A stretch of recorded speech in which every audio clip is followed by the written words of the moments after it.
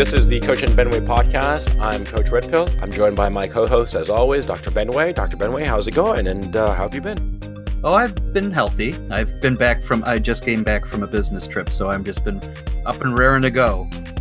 Somebody else is on a trip in some foreign country. I think in Helsinki. Helsinki, is that a foreign country? Something happened there.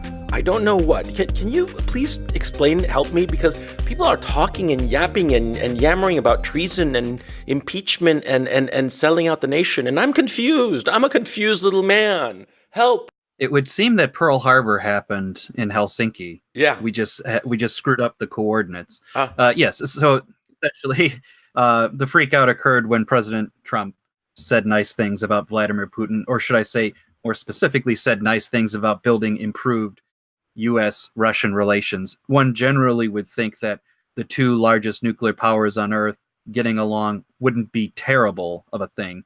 But judging from the opinions of, frankly, everybody in the mainstream media, everybody in these various apparatuses or apparati of state, they were furious. And even to the point where Trump's own weaselly members of his White House forced him to have to backtrack certain statements saying, "Oh, I never said anything bad about the intelligence agencies."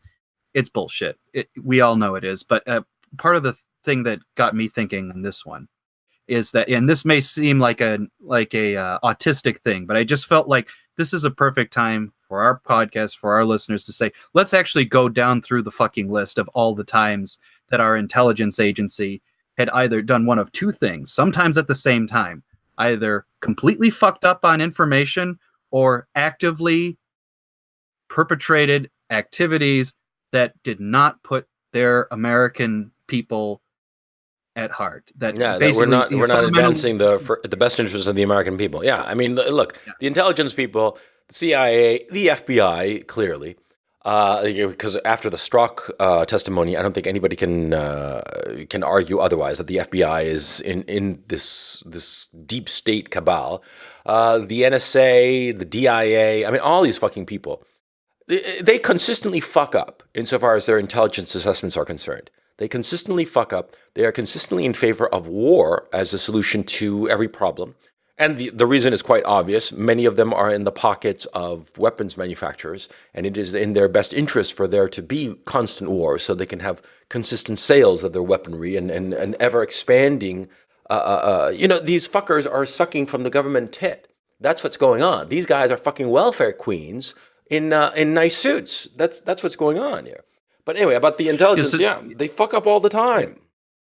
And in my mind, like according to various documents you read, there are dozens, if not more, potential agencies you can include. To me, the three big players are CIA, state, and FBI. The other players have their role to play, but those are the three big queens of the disgusting tranny bath that is the American intelligence society. And and that's the other phrase someone brought up, like the intelligence community. It's like, what do they have, a bridge party at every fucking Saturday? Do they get together in the halls of the Elk Lodge and talk about Tucker Carlson? Tucker Carlson. Yeah, exactly. Yeah. I think that was a good line. But I mean, to me, the one obvious case that comes to mind that everybody should be thinking about. Actually, it's two cases, but I'll relate them. Anytime the CIA, the State Department, have had anything to say about what is going on in the Middle East, trust me that they are fucking wrong or making that shit up. Yeah. Think about, the biggest case, the Iraq War. Think about, I mean, everybody over a certain age should probably be able to remember this. I certainly do. Coach, I'm sure you absolutely do. Go back to 2003, slam dunk. 2002, 2003, lead up, Colin Powell showing up at the UN, carrying a vial of yellow powder, saying, "This is yellow cake," or "This is all this thing, they're going to use it."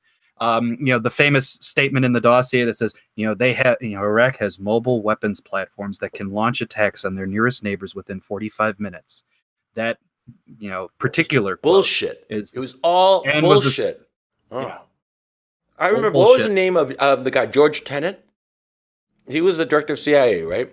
Who said that it was a slam dunk, that the proof... I forgot if Dave was head of CIA or head of FBI, because I know when this is another fuck up related, when 9/11 happened and he saw the planes go into the World Trade Center, the Pentagon, this is on record. This was part of the 9/11 investigation.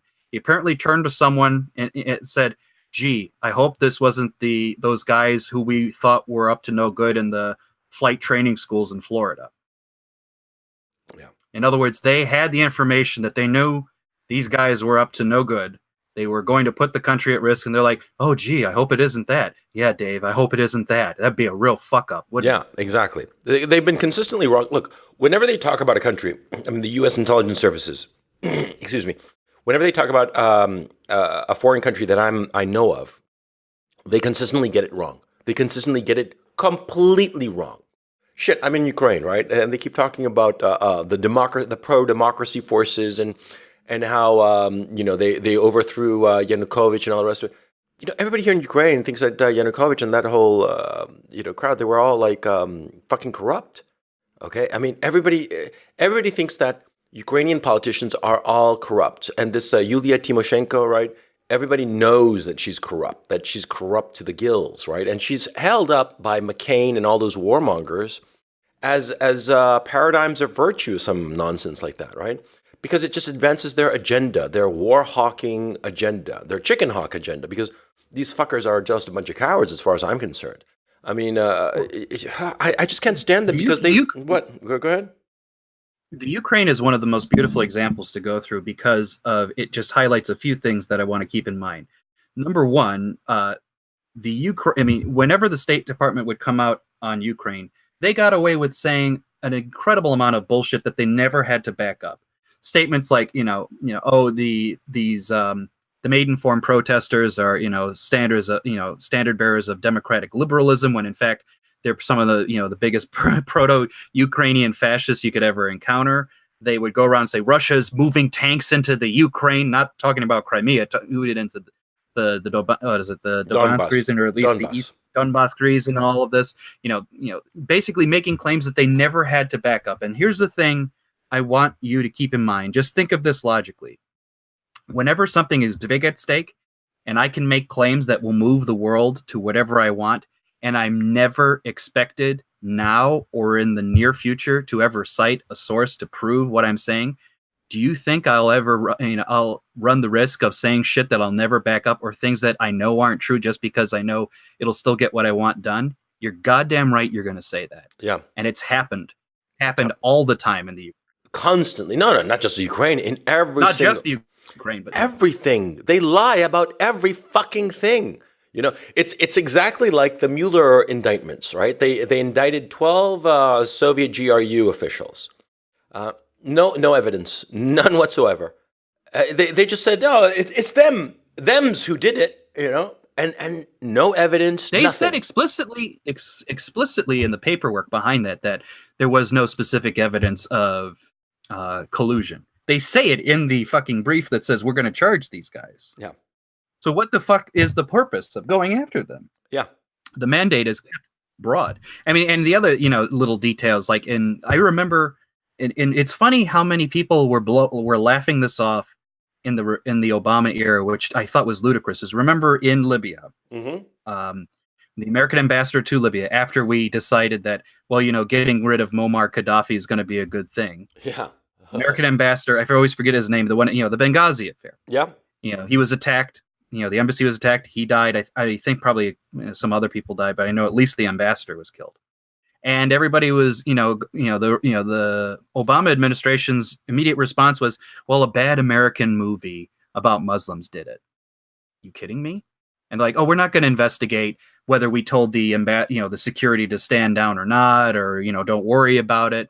They were covering their ass, and people at the time were trying to, even because it was during the presidential election of 2012. Mitt Romney, said something was a bit fishy here, and then the debate moderator, I forgot her name, decided to just answer for the president and say, well, that's not really what happened. Completely outside of the realms of what a moderator should have done. Yeah. But it was along the lines of the State Department's position. Yeah.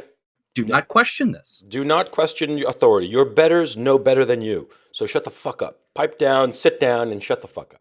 Yeah, it drives me nuts because all of a sudden the mainstream media and all of the intelligence people, they're all screeching autistically at the exact same time over fucking Putin and fucking Trump is a traitor. That's their mantra. And look, I think that Trump is a joke, right? And I think that he's mildly embarrassing.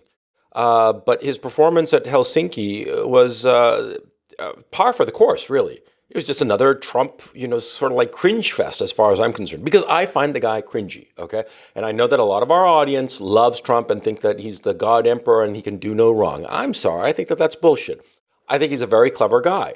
I think he's very good at putting people off balance and potentially getting a lot of benefit out of that ability, which is good for him, okay, and potentially very good for the president. But I don't think that he's a God Emperor, okay? That being said, his performance with Putin was not out of the ordinary. It was within the range of a typical Trump performance. And what? He said that the intelligence services are sort of full of shit? Yeah, everybody fucking knows that. So why is the press autistically screeching? Why are they going on and on? I mean, it's supposed to be even the ones who are supposed to be even-handed. They are, baying. And it's all like somebody hit a red button. Did you get that vibe that all of a sudden it was like now, Oh, weird. Yes, I did. And I want you to hold that thought because I'm going to bring up something to make you forever question that or keep in mind that red button feeling. But I want to pause on it for just a second. We'll get into it. But before that, one of the things that really bothered me about this, it was a tweet posted by our old friend Talcum X. And he basically, after, Trump questioned the intelligence agencies, his response was to say, this is now treason. Yeah.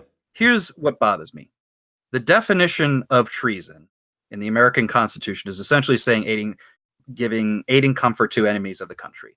Now, you have to interpret what the fuck that means. Who is ultimately the arbiter of deciding the enemies of the country? It is not the State Department. It is not the CIA. It is not the FBI. They are not sovereign in this country. They are instruments of the executive. What is sovereign in this country? The will of the people taken at whole. What is the best manifestation currently of the will of the people with regard to foreign affairs? It is what the president says. There is no way in hell you could ever say that these agencies or criticizing these agencies constitute treason unless you fundamentally accept the fact that the agencies are the true source of sovereignty in this country. And I'm sorry if Talcum X wants to play Black Lives Matter and he's going to turn around and say the FBI, the agency which, literally stalked and suggested to Malcolm X that he kill himself, the CIA, the agents which literally goes around hunting elected officials we don't like and knocking them off or having other people do it for us. He's going to turn around and say they're sovereign? Exactly. Are you serious? Are you going to play that game? Yeah. But that's the fundamental issue at play. By the way, we talk about Talcum X so much that we refer to him that way so often that people forget his actual name is Sean King. He's a journalist at The Intercept. He's a man who pretends to be black, but he's actually white. And somehow he has everybody fooled. I don't know if black people actually think that he is black or they just sort of like go along with it because, reasons. But anyway, about that, I completely agree with your assessment. You're absolutely right. Is the president the representative of the people, or are the bureaucrats the representatives and true leaders of the people and the true masters of the people? I mean, it seems to me that that's what they want to be. And they want to get rid of Trump at all costs. I think also that they view Pence as a more pliable individual, somebody that they can quote unquote work with, in that disgusting phrase. Because whenever somebody says, I can work with them, what they really mean is I can manipulate him and get what I want out of him. That's what it means. But anyway, I think that they probably view Pence as, somebody that they can work with. Do you agree?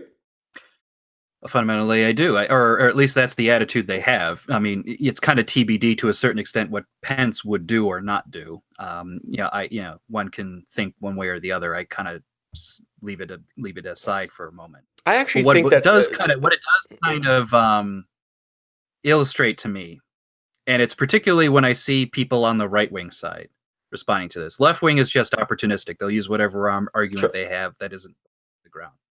But the right wing has a long history of knee-jerk love of authoritarianism and authority, which I think we need to shed immediately. Because there isn't a question of, just saying, it's an institution of America, therefore they can only have our interests at heart. Bullshit. You can only ever say that an authority is good depending on who's in charge and to what ends, right? You can easily see how, in the Obama administration, for like even the IRS was weaponized. It's been admitted to right now. They went through the tax returns of any conservative leaning organization, got them audited above and beyond what was ever conceivably necessary.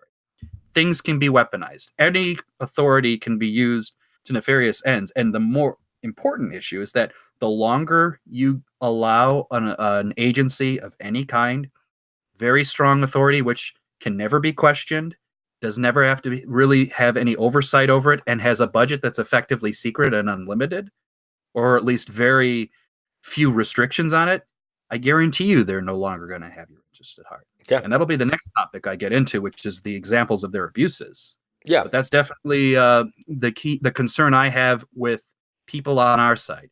Okay, but yes, you can respect the fact that there needs to be some authority in the state, but you still have to fundamentally ask yourself who and to what end. Okay, fair enough. Now, let me ask you the following question. Regarding the Trump thing and the whole brouhaha and stuff, okay, it was like, it felt like, when you drop a video. When I drop a video, right, I get like a huge bump in my audience immediately from all the people, the notification squad and all the rest of it. And then it begins to taper down. It seems that is more or less what happened. There was like everybody's hair stood on end, and then it slowly died down. But I'm not in the United States. Are we still at that intensity, original intensity, or has it died down effectively? I wouldn't say it's died down. And I'll say it this way. It hasn't died down because the interest in the topic and everything about it that can be used against the president existed prior to the event. We were already talking about trying to undermine the event leading up to it when, the whole, the UK situation where, oh God, there's another some sort of event of poisoning. Of course, it must be Russians. We just know that. To that, the Russian girl who I guess, had a paperwork error and overstayed her visa, and now she's in prison. I don't know her name. I don't know all the details, but it seems ridiculous. To the sudden, literally like a day or two ahead of the Helsinki visit, the was it either Congress or the Senate reaffirming their attitude that Russia acted on this, and Chuck Schumer gets up in his slovenly way and says, we have to stop this meeting immediately. I demand the president stop it. There is nothing to die down here. This will continue. Yeah, and it hasn't abated. It has not abated. And so, where do they think that this will lead to? His impeachment? I'm sure they're ultimately going to try and play that game. I think it remains to be seen whether or not that's successful. And regardless of whether or not they think it will lead to Trump's impeachment, you have to keep in mind that there are forces at play here who have consistently tried to undermine any attempt in over a very long period of history to stop any type of reconciliation between the United States and Russia. There's only been one time when the higher-ups in this society were okay and with being friendly with Russia, and that was when Boris Yeltsin was in charge and the country was so corrupt that the United States effectively could dominate the country because it was a basket case. Yeah. The fact that it is no longer a basket case, you can say whatever you want about the size of its economy relative to Italy or this, that, or the other. The fact it is not a basket case, it is a functioning economy independent. Now it does not kowtow to the United States. All bets are off again. It is now persona non grata. We will move against it. And I think people should really recognize how long this has been going on. Like, you may or may not know the name James Jesus Angleton. I certainly do. Yeah, he was James Jesus Angleton. He was in the CIA. He was the head of the Counterintelligence Agency. In other words, if there was he was responsible for seeing any Russian infiltration or any foreign infiltration of the United States was dealt with. The counter spy. He was looking for the spies within the spies. Yeah. He was so paranoid that he thought that the very notion of a Sino-Soviet split was a KGB ops event. They had planned that just to make it easier for us to give way to détente. He even thought that Kissinger was probably could have been infiltrated by the KGB and on the payroll. Yeah. You are dealing with an organization which by its very nature questions basic rationality under the pretense that its assumptions that we have an enemy and I've found it will persist. and it will not be changed. And any attempts to suggest that it has changed can only be understood as a deceptive tactic of the enemy. Well, you think that this all flows out of paranoia, like J.J. Angleton kind of paranoia? It's two elements. I think people absolutely in that community probably do believe that Russia is a threat because it doesn't occupy their primary mode of thinking. Their primary mode of thinking, at least in an international realm, is effectively liberalist international policy. Mm-hmm. So that's certainly a problem. So I think they are paranoid because they believe the Kool-Aid. But above and beyond that, they implicitly or explicitly understand, to your point, that they have a business built around this. Regardless of whether or not it's a military-industrial complex thing, let's at least say this. All of them are foreign policy, at least in the State Department, they're foreign policy wonks. They cycle in from Foreign Policy magazine and all of these other international relations bodies in and out of the State Department. Their whole apparatus is to say, why you need to have liberal interventionism, why you need to have exercise in creating liberal democracies. They believe it so much that it effectively creates the need for their job. Because whenever you're believe in international interventionism, you keep the State Department busy. Right. You keep the CIA busy. You keep the military busy. Yeah. No, it seems. Look, I can understand that they have drunk the Kool-Aid.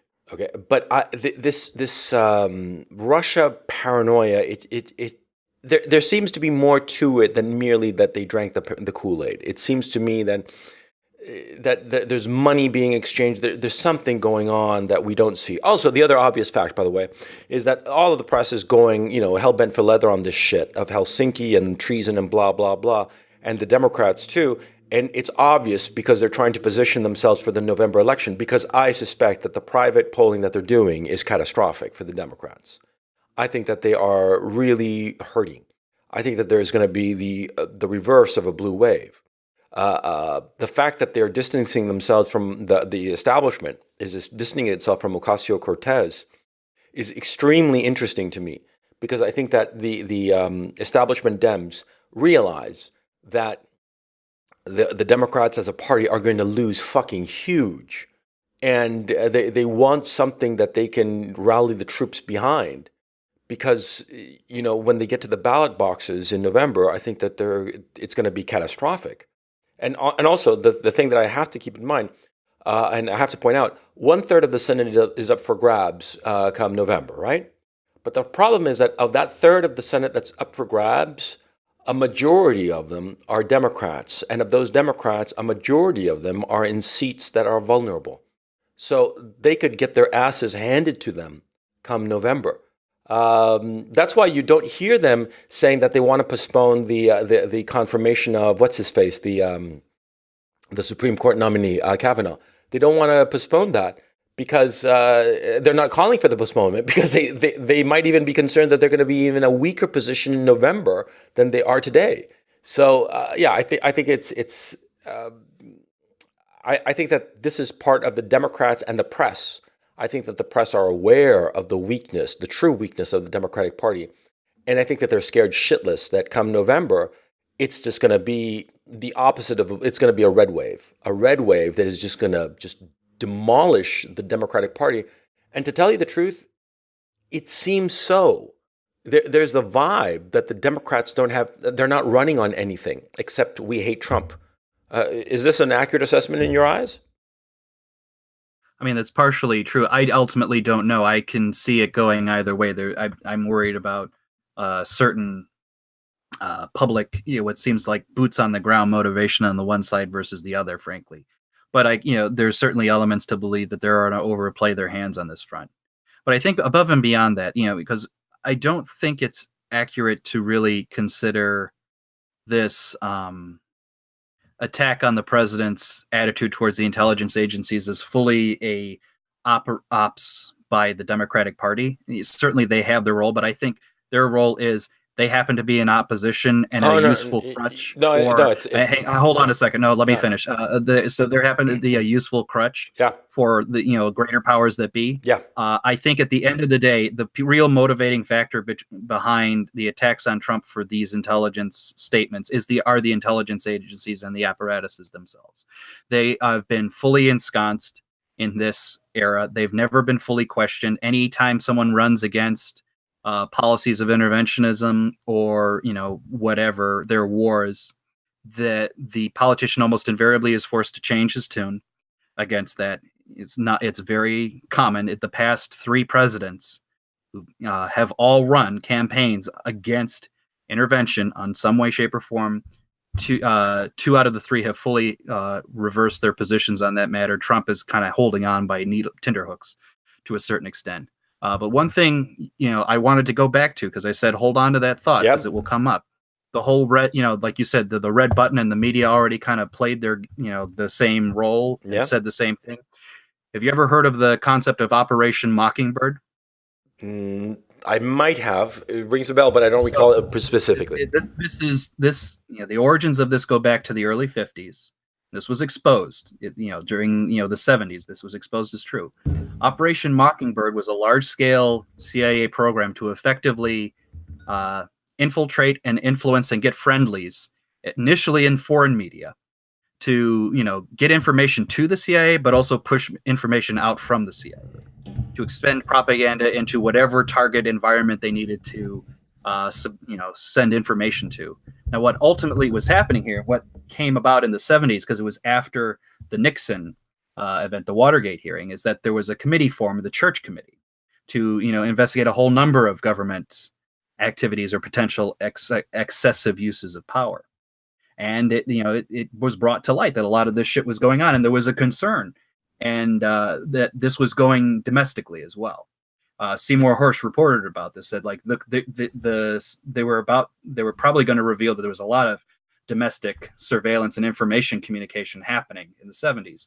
Even our friend Carl Bernstein of the Woodward and Bernstein says there was, he thought that there was a cover-up going on because he could tell you people he knew who he was absolutely certain were CIA connected through that. It was even to the point where when George Herbert Walker Bush was CIA lead in the mid-70s, he had to make an official quote-unquote policy that says, effective immediately, the CIA will not enter into any paid or contractual relationship with any full-time or part-time news correspondent accredited by any U.S. news service, newspaper, periodical, radio, TV, or network or station. As anybody knows, the fact that he had to publicly say that means he's covering his ass. And there's no way the CIA ever has to follow an official policy like that if they really don't want to. Yeah. So I suspect, I cannot prove, but I can only suspect that some variation of Operation Mockingbird, whether official or de facto, persists. It could very well be de facto. Because it's very easy. Because Washington is a small town and everybody knows everybody else and everybody has lunch with everybody else. It's not particularly hard. That's what happens when you have centralized authority. The different areas of the bureaucracy that should not be in contact with one another are in contact with one another. And they become friends and they develop relationships. Possibly not even with any kind of ulterior motive, just, because they just happen to be hanging around. But I'd forgotten about that Mockingbird thing. Yeah. I mean, I don't have anything. And there were even examples. And there were even examples of it recently, not too long ago. Like I think it was mid 2000s, right? Anybody who may have remembered Robert Novak. Robert Novak was a commentator on CNN. He was often in that crossfire program where, Tucker Carlson and Robert Novak against 2 fucking liberals that nobody even remembers to this day.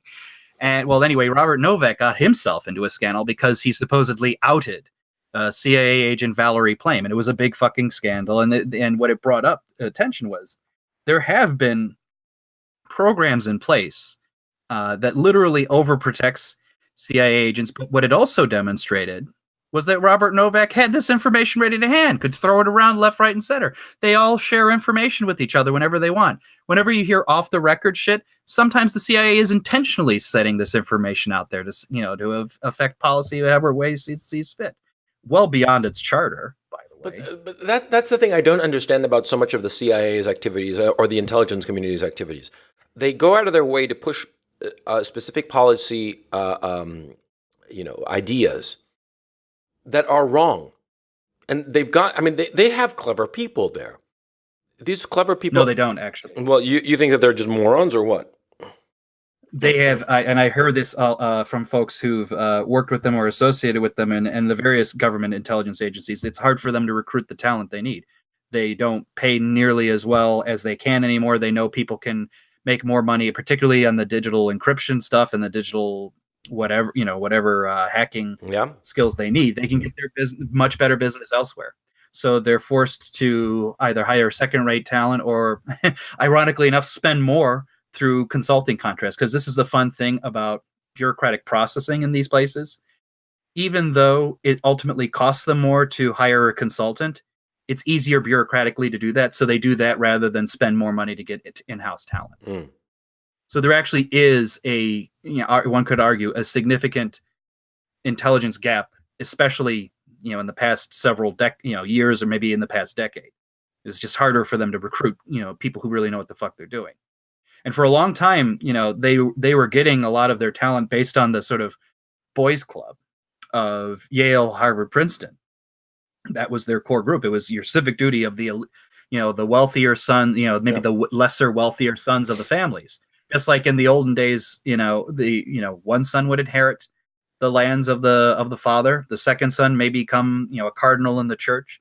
Another son would go off and become a military officer of the aristocratic family. Same idea. Yeah. That no longer applies. Yeah, because like okay, look, these guys, they don't know shit about whatever they're talking about. One time I was talking to a State Department guy. This is like 25 years ago, 30 years ago almost. This is 91. I was talking to a State Department guy in Chile about Chile. And I was like 20, 22, something like that. And this fucker did not know anything about Chile. And he'd been there for a couple of years already. And he was just so fucking ignorant about the Chilean situation. And I myself at that time, I have to recognize, I was living in somewhat of a bubble. But even I was not as clueless as this guy. I mean, this guy had no fucking idea. And he was living there. But it was just beyond a bubble. Because I was fortunate enough to live in fairly sheltered circumstances. And so, my situation was a little bit different from the norm. And even I was aware, but this guy, his bubble must have been so fucking hermetic. And he'd been living in Chile for 2 years and no fucking idea what was going on. No comprehension of why anybody would have voted for Pinochet during the plebiscite, which had happened just a couple of years before. He had no clue. He just couldn't understand. And he was convinced that the election had been crooked. Okay? No evidence of this ever emerged. And of course, it was an election that Pinochet lost. So of course, the obvious question is, why on earth would any dictator, skew an election that he loses? Wouldn't he skew it in order to win? Yeah.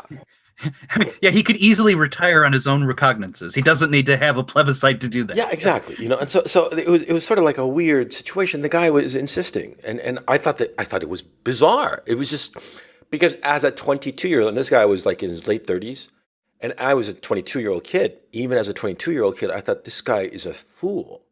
Okay, and so I can't even imagine how it is now. But look, the United States is. It looks from the outside as if the United States is having a not just a hissy fit, but some sort of weird mental breakdown. I mean, it really is that the press and the deep state are just going fucking crazy. I mean, they're clearly trying to throw everything they can at the wall to see if something sticks. But, this notion that Trump is a Putin lackey or something like that, it's laughable. And he throws shit at the intelligence community. Well, so what? What is there? What are we talking about here except just the autistic screeching of the inside the Beltway gang? I mean, is there anything else? Is there something here? Anything? Please tell me, because I don't see anything at all. When you say anything, do you mean like any reason to their madness? No, any real evidence of anything going on? Because as far as I'm concerned, there's nothing going on. They had a very productive meeting. They probably came to a few agreements in principle of things that they wanted to move ahead on. Probably one of the big issues was Syria, and probably Putin was like a conduit between Iran and the United States insofar as that. Probably the United States is thinking, look, if the Iranians pull out of Syria, we'll definitely pull out of Syria, and that way everybody saves face. Something along those lines. I mean, as somebody, as a civilian, I understand perfectly well that sometimes, insofar as negotiations are concerned, you can't tell the world what you're doing because it's delicate, and you don't want to rock the boat unnecessarily until you have an actual deal. But I presume that when Trump and Putin met behind closed doors, they advanced certain common interests, which would be perfectly reasonable. I mean, yeah, like you said at the beginning of the show, the two largest nuclear powers on the face of the earth, it would be beneficial to all involved for them to come to some agreement in principle about certain issues that they're mutually interested in. What's the problem? What is going on? Why is everybody freaking out? There doesn't seem to be any there, I suppose, is what I'm saying. So this is me trying to be generous to the intelligence establishment. At least this at least will speak to attitudes that exist in the State Department and probably filter their way into the various other agencies. If you take it in the context of Europe, which unfortunately, that's the limited mindset of these folks, they can't really think beyond that. Every manifestation of their world thinking and its antithesis happened in the Ukraine and in Georgia. Their operating assumption was this: when you make the world little liberal democracies like the United States, everything gets better because liberal democracies don't fight each other. That's a lie, but they believe it. Liberal democracies don't start wars. That's a lie, but they believe it. All these kinds of things. And their idea was, hey, why would Russia ever worry about the Ukraine becoming part of NATO or Georgia becoming part of NATO? They're just becoming better places. We have no expansionist interests, even though they even said that these countries could potentially become part of the EU. This is the equivalent of saying, why would America freak out if the Soviet Union is parking missiles off of the edge of Cuba? It's not like the Soviet Union has aggressive policies towards the United States. Goddamn well we'd freak out, and because we fucking did freak out. But this is their fundamental flaw, and Putin operates in the old world attitudes that everybody knows, which is the realist foreign policy, which is, do not come up to my border and tell me you're not a threat. I will fight. I won't fight wars for the sake of fighting wars, but I will fight to make sure that Georgia and the Ukraine never, ever become part of your influence. And those are the only times he really fought wars with quote unquote fought wars with the West, but he really didn't. He just prevented those states from doing that. And he goddamn will make sure it never happens again. In fact, he fucking reiterated it again. Yeah. And I believe him. Well, and there's no reason not to believe him. Yeah, there's no reason and every incentive for him to do so. Okay. But anyway, that's my point, is that he represents for lack of a better term, the resistance to that thinking. He is a living, breathing example of this is the realist thinking. The liberal democracy world, it ain't going to fly here. And it's not accurate. You can't, I'm not going to play the game. So they naturally think of him as the enemy, because anybody who questions the notion of liberalism as God's gift to humanity is an evil man. I think it's honest as that. I don't think they're lying when they say they believe it, liberal democracy is going to do this. I think it's just, it's a logical byproduct of that way of thinking, that they're always going to be aggressive warmongers and continue to do this. I'm just reiterating what my good friend, John Mearsheimer, professor of foreign policy at University of Chicago, has been saying for decades, that this is effectively how you run things, that liberal democracies always, especially the foreign interventionalists, liberals love to get into wars. Realists almost always say most of these wars are completely useless. Why are you even getting involved in them? Liberals love war. They love to re-engineer things. In fact, he said, like, one of the stupidest decisions a state can ever make in response to this is give up their nuclear programs, because once you have a nuclear program, they can't fuck with you that much, because they know you will launch it against them if you really fuck with them. That's why he said the dumbest thing he ever saw was when Muammar Gaddafi decided to give up his weapons of mass destruction. He says, yeah, a few years later, he was 6 feet underground. Stupid policy decision. Yeah, that's absolutely true. Because I find it hard to understand that. That blindness, because I have certain blindnesses of my own, but I try to be very aware of those blind spots. And so the notion of this bureaucracy, of these neoliberals, not understanding that not everybody wants to be a neoliberal, and that it's not even very effective for everybody, because only for some groups of people is it very effective. For other groups of people, it's a fucking disaster. And on top of that, there are large swaths of the world that do not want to be under the yoke of neoliberalism, insofar as everything being about money, everything being transactional. Because it's not just a political system, it's a way of life where you value things over people. And there are lots of countries that don't do that, don't want that. And neoliberals can't what's see that. interesting... Oh, sorry, go ahead. No, go ahead. Well, what's interesting about that is it ties in so nicely to domestic ideas of liberalism. And that is, any notions of uniqueness amongst peoples, uniqueness amongst races, what have you, none of that matters. We're all fundamentally the same people in the end. We all operate under first principles. That first principles being the Lockean notion of a social contract, which dictates that all we need is a night watchman state, and everything is just business of transacting and making sure that the courts are overseeing and business is good. That is the fundamental myopia of liberalism, which has persisted since day one. And you can take that to its logical conclusion to simply say this, which is, because every human is essentially the same thing. We are one race, the human race. That stupid slogan, the dumbest slogan I've ever heard. When you adopt that notion, no uniqueness is legitimate, because any uniqueness, especially because it would take the form of a uniqueness in response to the globalized world, is a problem. It's anathema. And it's funny that the left has changed their tone on this, because the left, back in 1999 was very big on the anti-globalist front. We remember in the Seattle World Trade Organization protest. That was like the big defining moment. It's like, no, we're not going to be part of these global corporate interests.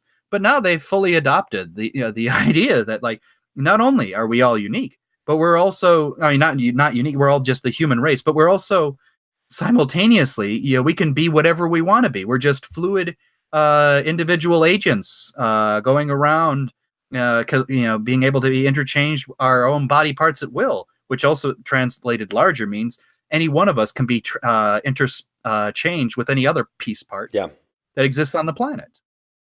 And that's why they, this notion that, oh, someone doesn't like liberal democracy. How can you not like freedom? Yeah, exactly. They view neoliberal democracies and neoliberal economic policies as quote unquote freedom. And it's just, and the funny thing is that they don't realize that they're slaves. The whole system is designed to turn them into debt slaves. And they don't seem to understand that at all. They don't see it as slavery. Oh, I just went into debt because I wanted to go to college so I can have a good life. What is that if not slavery? Because it's basically saying that there is only one path to happiness in life. There is only one path, and if you don't follow this particular path, you're going to be misery. You're going to have a miserable life, and you should just practically die. I did my video saying don't go to college, because I analyzed going to college from a financial basis. And I said it's a terrible investment today. In the past, it might have been a good investment, but today it's a horrible investment. I get lots of people who comment, saying, oh, you want people to have a horrible life, but I'm not going to do that. I'm going to, go to college and get a degree so I can have a good life and not be a miserable shit like you. And I'm not a miserable shit. I have a great life. So it's the propaganda of the enslaved. Oh, man. Well, let's also be very clear about what the notion of that way of life, that freedom is, and that freedom is consumption. Yeah. Now, the reason I phrase it that way, in part because you can obviously see it. It's like, freedom means buying whatever you want, doing to yourself whatever you will, everything which you can purchase, by the way. There's nothing, freedom is never associated with habit, Oh, by the way, sorry. I just have to say that I love how so many neoliberals view their personality as by what they choose to buy. That how their purchases define them as individuals, as their consumer habits make them unique, and they are curating their life. I love that. I think it's just it's so bizarre, and it's everything that was critiqued in Fight Club 20 years ago. It's just bizarre. It's just completely, what the fuck? You know what I mean? But anyway, I'm sorry, I interrupted your flow. No, and one thing I also want to underline on that, it's older than Fight Club, and this is something the alt-right friends of ours, I keep reminding them this.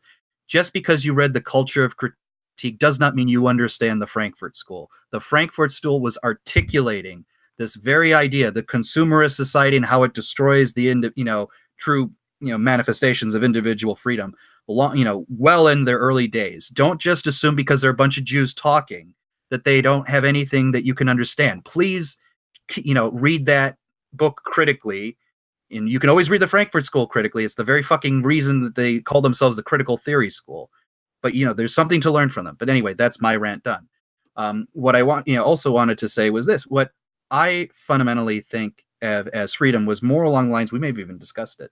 One of the books that, I was going to read, Why Liberalism Fails, emphasize this notion. The old definitions of freedom was about you learn how to control your base needs as a human, because your base needs invariably lead to corruption, degradation, and enslavement to raw appetites. True freedom in their mind is when you learn to control yourself and your baser needs, and you achieve a level of existence beyond the limitations that they have for you. In other words, true freedom isn't just saying I need to jerk off now and I'm going to jerk off now. It's about building, either building a relationship or reproducing your society, or something above and beyond just satisfying the latest appetite, because the latest appetite always makes you feel low. It always corrupts, and it's inescapable. But our society is built around satisfying those. Everything's transactional. Yeah, and transactional is just to consume, and to consume is to satisfy the base appetites. I don't have anything. I completely agree. And by the way, about the Frankfurt School, you can say that they're a bunch of fucking commies, blah blah blah, but that doesn't negate their critiques of the society as they saw it and as they predicted it. But anyway, going back to the current state of affairs, I don't see. I'm looking at the headlines as we've been speaking, and the headlines seem to have toned down a little bit, though the establishment is having a little bit of a mini freakout because Trump is going to invite Putin to Washington for another summit, which is perfectly reasonable, and they're freaking out about it. And one of my favorite little Trump trolls, that I think it must have been a troll, he told John Bolton to do that. He told John Bolton, invite Putin to the White House. John Bolton being the current national security advisor, the old war hawk. Yeah. The guy is like an old guy who never found a war he didn't like. He's now changed his tune and is, backing the president on this. But to me, that's just a wonderful troll to just go to him and say, hey, neocon, we're going to be nice to Russia, and you're going to invite him over to the house. You're going to make nice. I love that shit. Well, yeah, they're like, everybody's freaking out about it, which is, why would anybody freak out about such a thing? Why is talking to your competitor, potential, not enemy, but contender, or whatever you want to call him, right? Adversary, potential adversary, potential competitor. What is the problem with talking to them? There's nothing wrong with that. These people don't want to talk to anybody except themselves, or anybody who just doesn't exactly mimic what they are saying. That's the bottom line. And I'm just so sick and tired of them. I remind everybody, this will sound cheesy, so hopefully you'll forgive me. If Kennedy did not have a direct line to Khrushchev during the Cuban Missile Crisis, this world would be over. Well, I disagree, it's as simple actually. As that. But I completely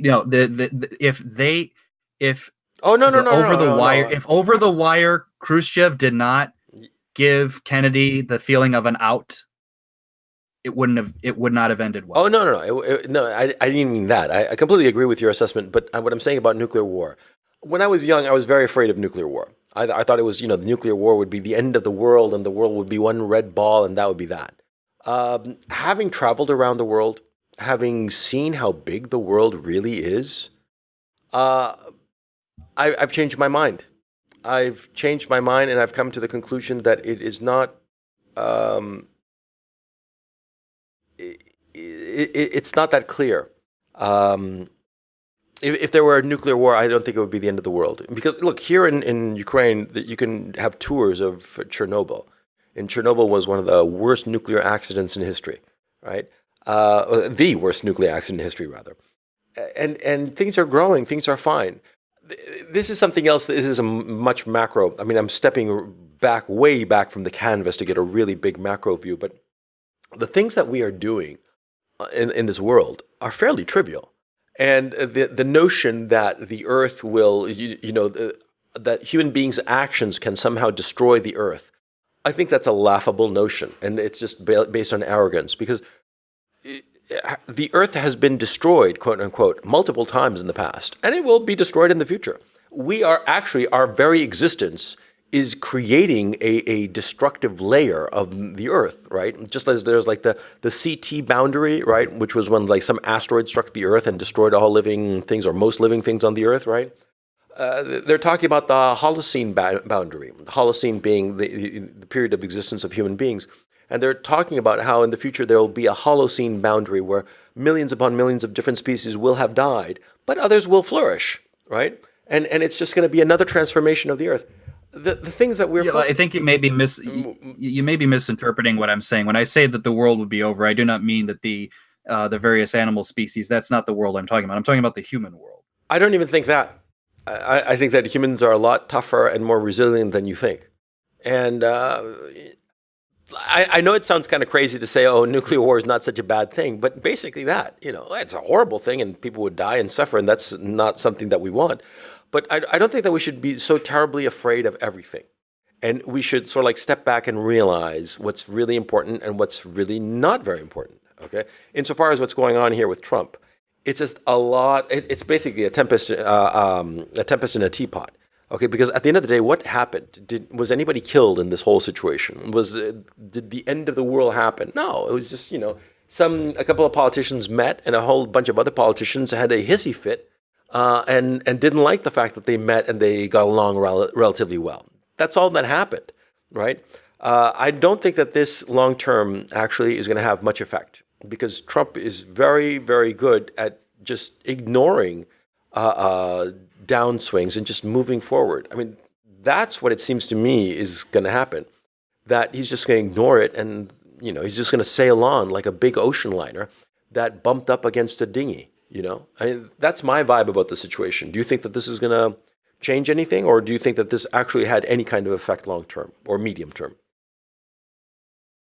It remains to be seen. I think any sort of improvement in U.S.-Russian relations is going to be critical to our go-forward policies, not the least of which is a means of dealing with China before it becomes something that I don't want to deal with and we won't be able to deal with. Right.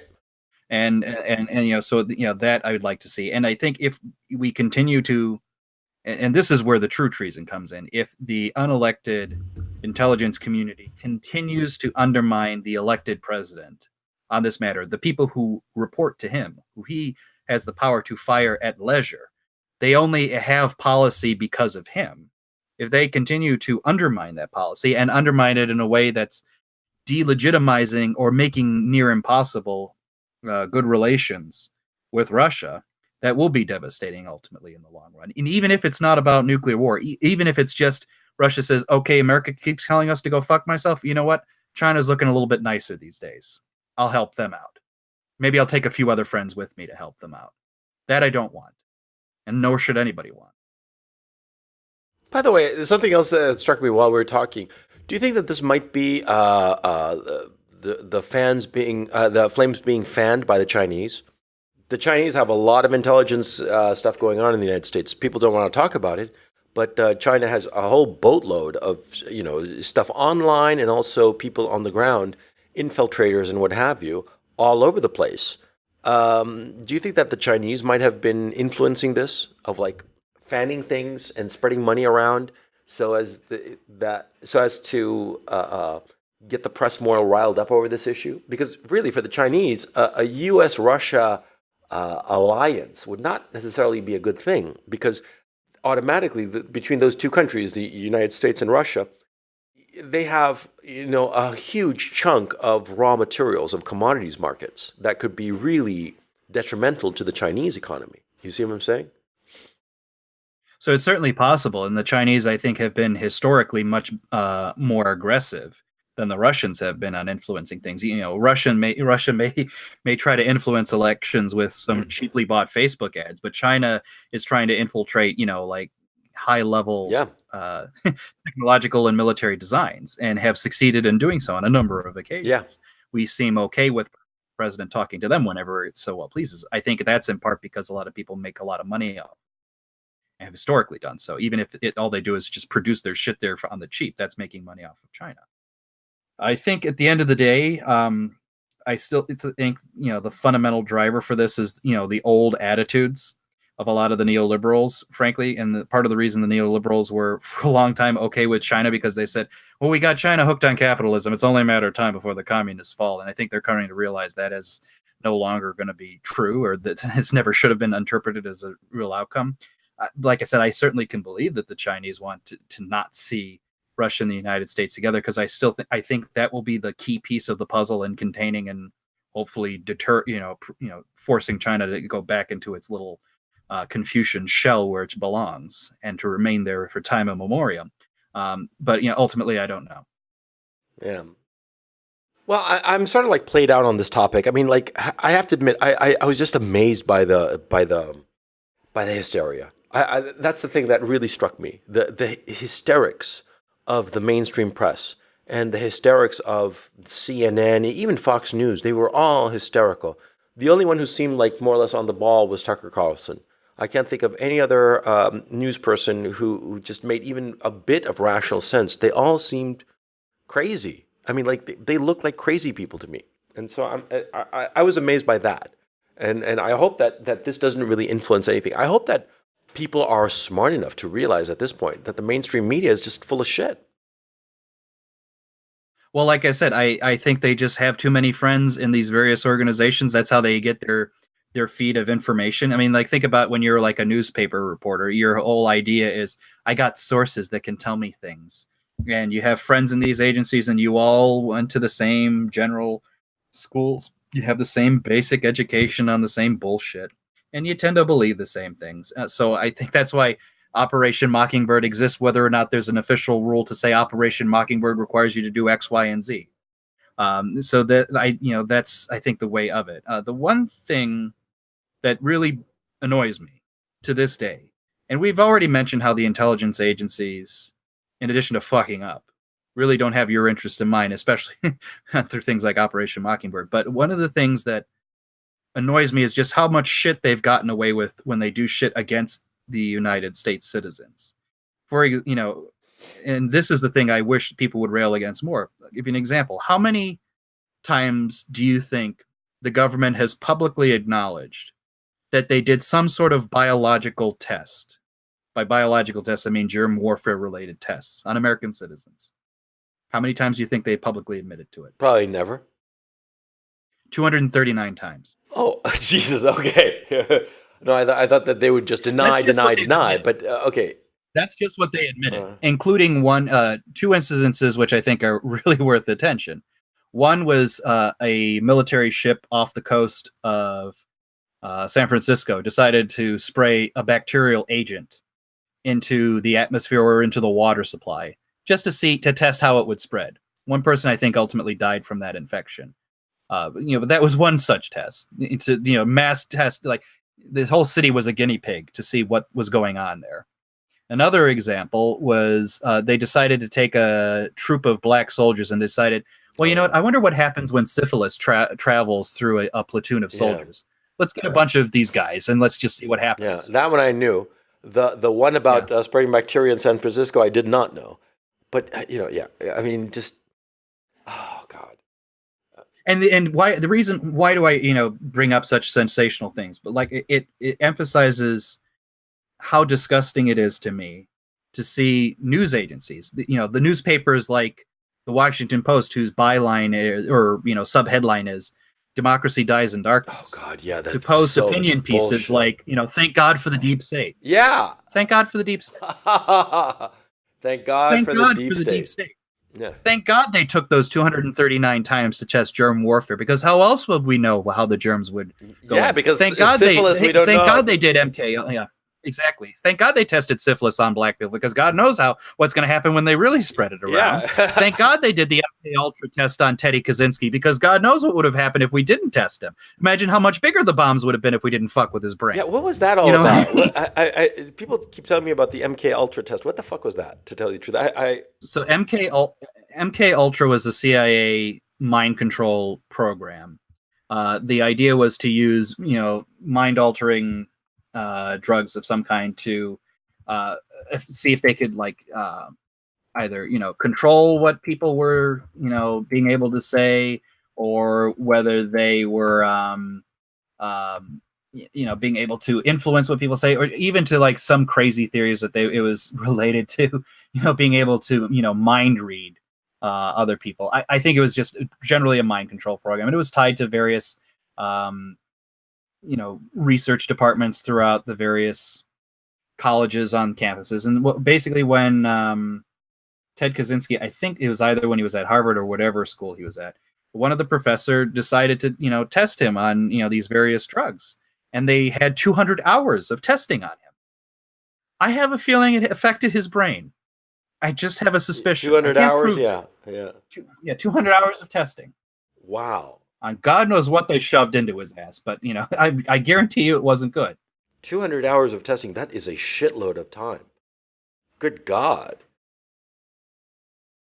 Ted Kaczynski is still alive, right? When he was a sophomore at Harvard, Kaczynski participated in a study described by author Alton Chase as purposefully brutalizing it was a purposefully brutalizing psychological experiment by Harvard psychologist Henry Murray. In total, Kaczynski spent 200 hours as part of the study.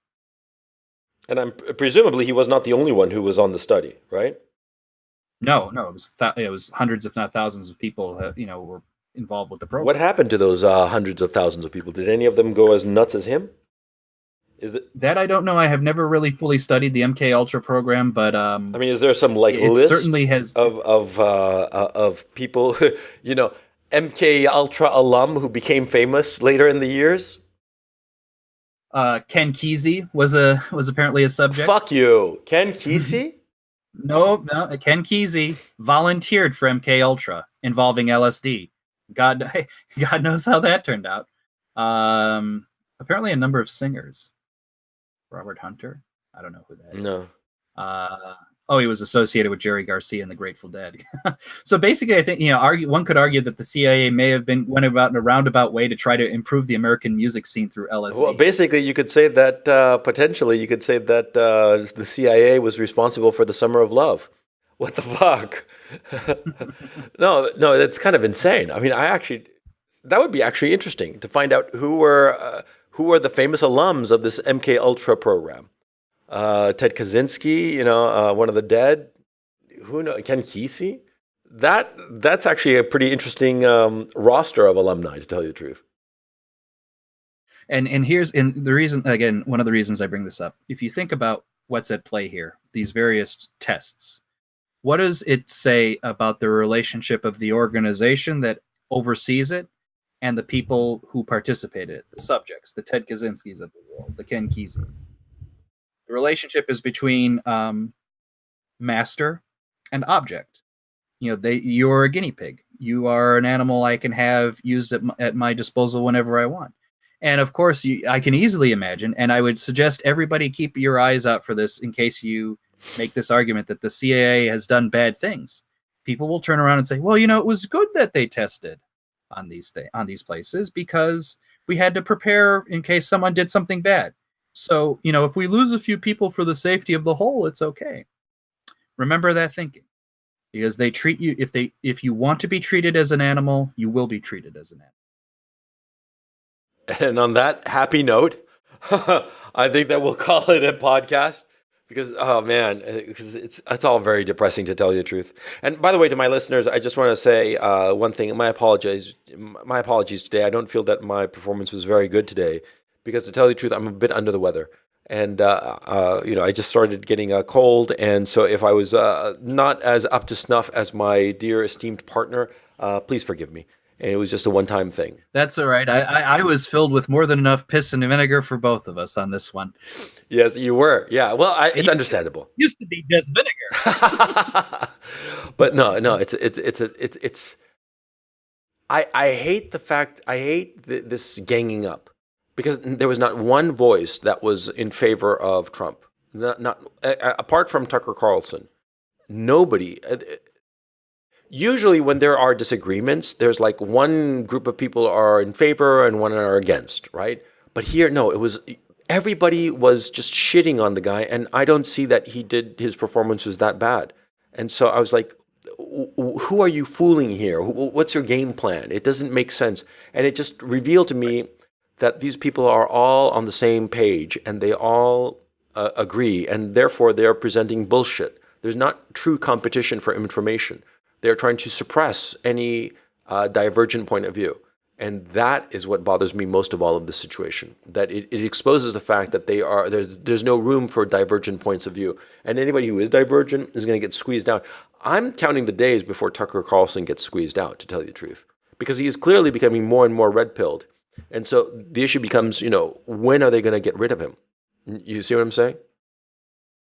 I think it's certainly, I can easily envision him in the crosshairs. They're just waiting for their opportunity. And I think you brought up another good point, which is whenever there is a uniformity of opinion against something, you're being sold bullshit. Case in point, remember what 2002 and 2003 was like before the invasion of Iraq. I ask all of our listeners who are too young to remember that period to go back in time, look at some of the clips of the news reports. You'll see exactly what we're talking about, and you'll see what sounds very familiar today. Yeah, because it was like everybody was on board.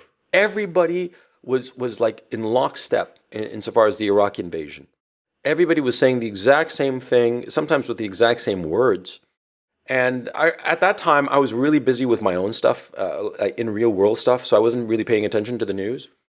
But the thing was, I thought to myself, well, if they're all more or less, saying the same thing, then it must be true. It must be more or less like they're telling it to me, right?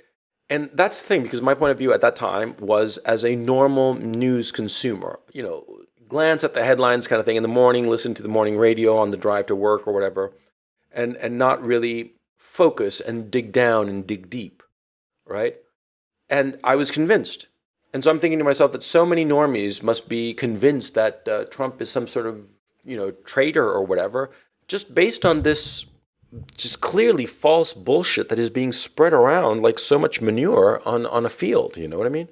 It's just deeply disturbing, and it bothers me very much to think that I've been fooled previously by the mainstream media, fooled egregiously by the mainstream media in the past, and my views are so distorted on a whole bunch of issues precisely because of the mainstream media's propaganda. And it takes a long time to wipe away that propaganda. It's like dried shit on your windshield.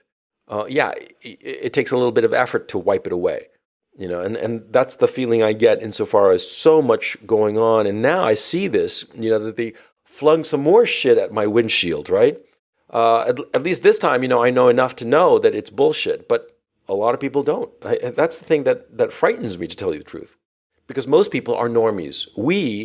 You and I, Benway, we're fucking exceptional because we pay attention and we start digging down and we start questioning shit. Most people don't. Most people just follow along with the shit. That bothers me. Well, I think most people have been long told to be an informed citizen means you have to when they say, only an informed citizen will read newspapers and all that other kind of stuff. What they're really saying is do what you're told by reading exactly the headlines and no more.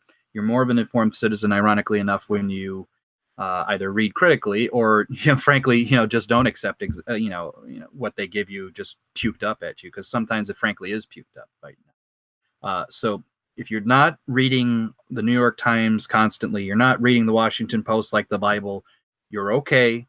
There's nothing wrong with you. Odds are you probably, are, dieting on the pure propaganda piece at this point. So feel proud of yourself. You do not need to constantly consume that shit. You can do what I do. You'll read through the things, say, okay, I read the Washington Post when I want to know what the Washington establishment attitude is on the certain facts that are indisputable. But beyond that, I know it's bullshit, and I'll reinterpret it that way. Yeah. And on that happy note, all the news that's fit to ignore should be the new motto of the New York Times. Yeah, it certainly should be.